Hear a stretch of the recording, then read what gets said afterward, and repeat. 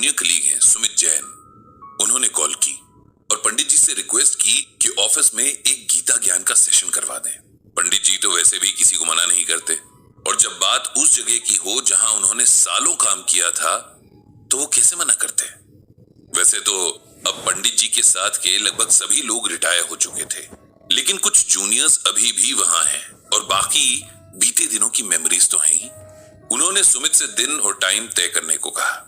सुमित ने बहुत खुश होकर उसी वक्त उन्हें आने वाले सैटरडे की सुबह 10 बजे का वक्त बता दिया। पंडित जी समझ गए कि सब कुछ पहले से तय था, बस उनके हाँ करने की देर थी।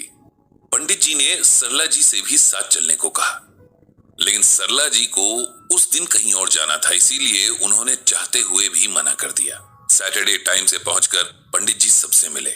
सुमित ने नए लोगों से पंडित जी का इंट्रोडक्शन करवाया और पुराने लोग तो जैसे बेसब्री से उनके आने का इंतजार ही कर रहे थे। सब बहुत खुशी से पंडित जी से मिले। सेशन बहुत अच्छा रहा। ज्यादातर लोग पंडित जी का ब्लॉग रेगुलरली पढ़ते थे। जो नहीं पढ़ते थे उन्हें भी सेशन सुनकर अच्छा लगा। सेशन के बाद चाय वगैरह का इंतजाम था। सब आपस में बातें करते हुए चाय पी रहे थे, तभी श्रीवास्तव जी पंडित जी के पास आकर बैठ गए। जब श्रीवास्तव जी ट्रांसफर होकर यहाँ आए थे तब पंडित जी के रिटायरमेंट को बस 6 महीने ही बचे थे। इन 6 महीनों में ही इन दोनों की अच्छी खासी बातचीत हो गई थी। श्रीवास्तव जी बहुत खुश मिजाज नेचर के थे। हर वक्त उनके चेहरे पर एक स्माइल होती थी। चाहे काम का जितना भी प्रेशर हो, वो हमेशा हंसते हंसाते रहते। पंडित जी उन्हें अक्सर कहते थे कि बिना गीता पढ़े ही आपने गीता ज्ञान को जिंदगी में उतार लिया है। लेकिन आज पंडित जी को श्रीवास्तव जी थोड़े उदास से लगे। जिसका नेचर हमेशा हंसते रहने का था, उसके चेहरे पर जरा सी भी उदासी बहुत जल्दी नजर आ जाती है। पहले पंडित जी ने सोचा कि शायद थकान होगी, क्योंकि श्रीवास्तव जी भी अब रिटायरमेंट की एज पर पहुंचने ही वाले हैं। शायद इसीलिए थकान असर दिखा रही होगी। पंडित जी ने एक बार फिर श्रीवास्तव जी से उनका हालचाल पूछा, बच्चों के बारे में पूछा। श्रीवास्तव जी के 3 बेटे हैं, ये तो पंडित जी जानते थे, लेकिन आजकल क्या कर रहे हैं इसकी जानकारी उन्हें नहीं थी। श्रीवास्तव जी ने बताया कि उनके 2 बेटे अच्छी प्राइवेट जॉब्स पर हैं। दोनों की शादियां हो चुकी हैं और सबसे छोटा बेटा हायर स्टडीज के लिए अब्रॉड जाना चाहता है। श्रीवास्तव जी की वाइफ को बहुत पहले से डायबिटीज थी, जो अब बहुत परेशान करने लगी है। आप कुछ परेशान लग रहे हैं श्रीवास्तव जी, पंडित जी ने उनका हाथ अपने हाथ में लेते हुए कहा। जी पंडित जी, परेशान तो मैं हूं और बहुत ज्यादा हूं।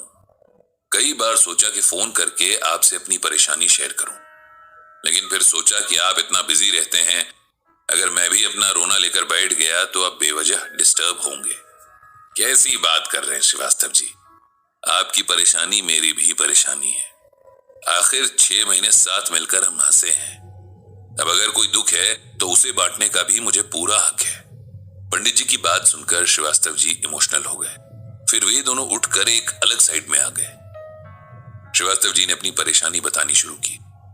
पंडित जी, आप तो मेरे 3 बेटों के बारे में जानते ही हैं। तीनों को हमने बहुत मेहनत से पाला, जैसा कि सारे पेरेंट्स करते हैं। जब ये तीनों छोटे थे तब मेरे ऊपर अपने पेरेंट्स और अपने छोटे भाई बहनों की भी रिस्पॉन्सिबिलिटी थी। गुजारा करना बहुत मुश्किल होता था। हम एक कमरे के मकान में किराए पर रहा करते थे।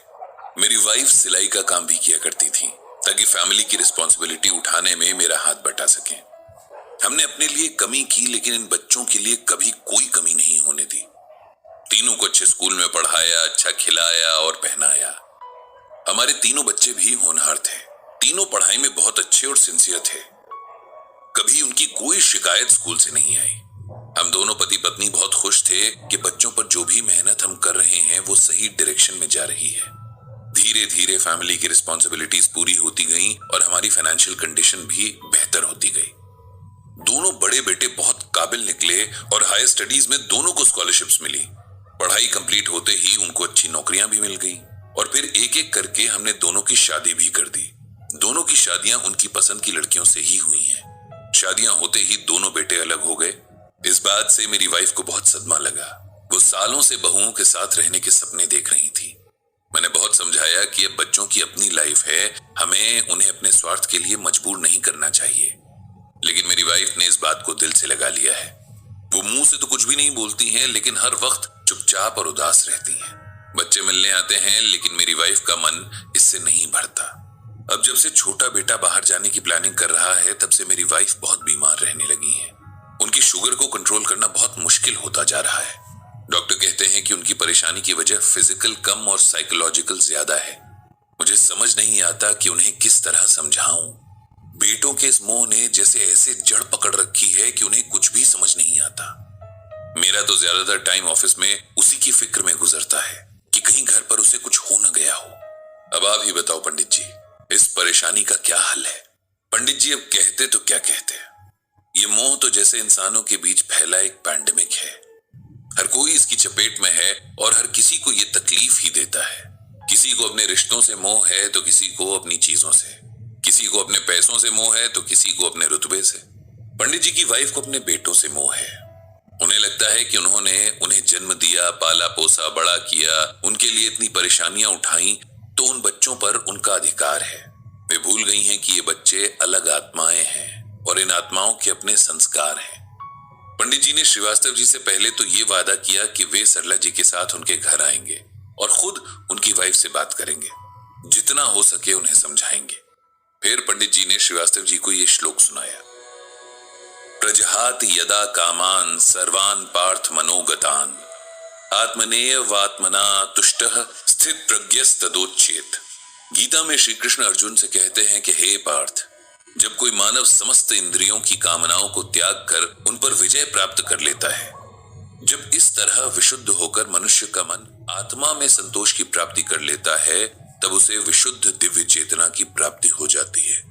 इसका सिंपल वर्ड्स में मतलब ये है कि हमें अपने सेंसेस पर कंट्रोल करना सीखना होगा, तभी हम मोह से बच सकते हैं। जिसे हम किसी के प्रति अपना प्यार समझते हैं, वो और कुछ नहीं, मोह है, अगर वो अनकंडीशनल नहीं है। जब प्यार होता है तो हम उसकी खुशी में खुश होते हैं और उसे सुखी देखना चाहते हैं। जब मोह होता है तो हम किसी के माध्यम से अपनी खुशी तलाश करते हैं। इसे ध्यान से सोचोगे तो मोह और प्रेम का डिफरेंस तुरंत समझ में आ जाएगा। जब हम किसी इंसान से प्यार करते हैं तो हम उसे सुख देने की कोशिश करते हैं, और जब हमें उसके प्रति मोह होता है तो हम उसके जरिए सुख पाने की कोशिश करते हैं। क्या ये सच नहीं है? प्रेम के सेंटर में हम नहीं होते, मोह के सेंटर में केवल हम होते हैं। श्रीवास्तव जी, कोशिश करके आप अपनी वाइफ को ये बात समझाइए और फिर हम भी उनसे मिलकर उन्हें यही बात समझाने की कोशिश करेंगे।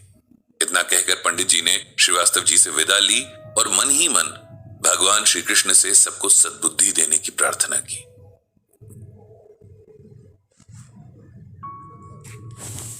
जब तक लाइफ में सब ठीक चल रहा होता है, तब तक हम लोग सोचते हैं कि सब हमेशा ऐसा ही चलता रहेगा।